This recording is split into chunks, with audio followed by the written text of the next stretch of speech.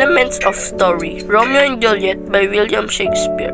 Prepared by King George Stifler D. Bueno, Grade 6, Nicaragua. Submitted to Madam Nancy Batugal.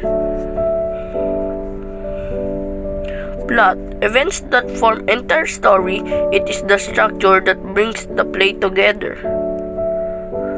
In Romeo and Juliet, Shakespeare portrays two teenagers, Romeo Montague and Juliet Capulet, who fall deeply in love, but with family feuds, complications are brought throughout the story.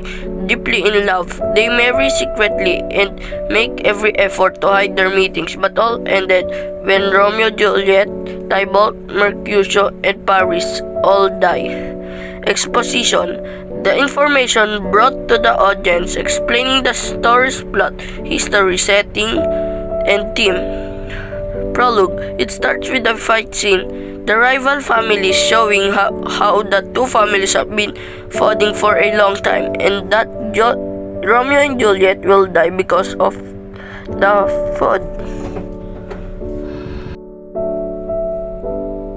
Including incident or conflict, event or the situation that sets the action and motion of the story. Montague versus Capulets. These two families have been rivals from the very beginning, and because of the two lovers cannot be with each other, ending them to commit suicide.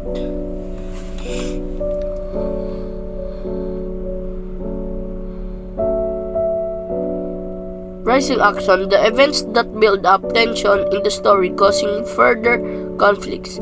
The action starts to build up during the balcony scene where Romeo and Juliet confess their love for each other. Both fallen deeply in love, they decided to get married, therefore planning out the wedding.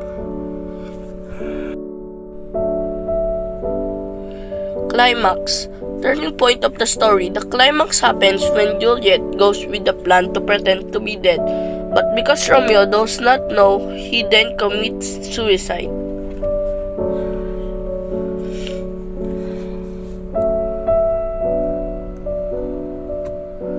Falling action. Events that follow after the climax. The action falls when Juliet awakes, finding her Romeo dead beside her, causing her to commit suicide after.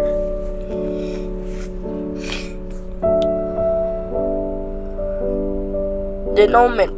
Final action that completes the plot of the story. Friar Lawrence arrives second, too late to prevent Romeo from committing suicide.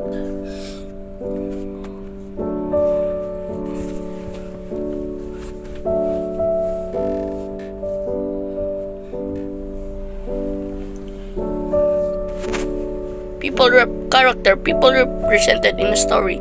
Protagonist, main character. The story revolves around Romeo and Juliet.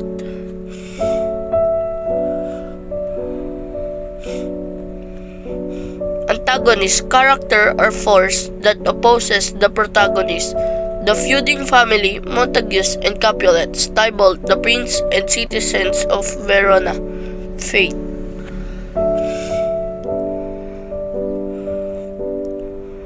Secondary characters. Other characters beside the protagonist and antagonist. Friar Lawrence, Balthazar, Paris.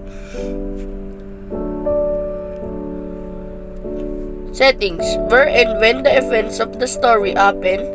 Place or location of the action. Provides historical period, the moment, day, and season the events take place.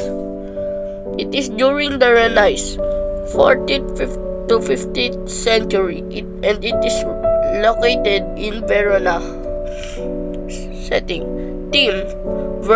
Words and action of the character in the story that make up plot and dramatized idea of the story. Romeo and Juliet is love as a cause of violence, the certainty of fate, forcefulness of love.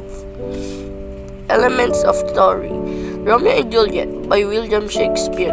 Prepared by King George Stifler D. Bueno, Grade 6, Nicaragua. Submitted to Madam Nancy Batugal.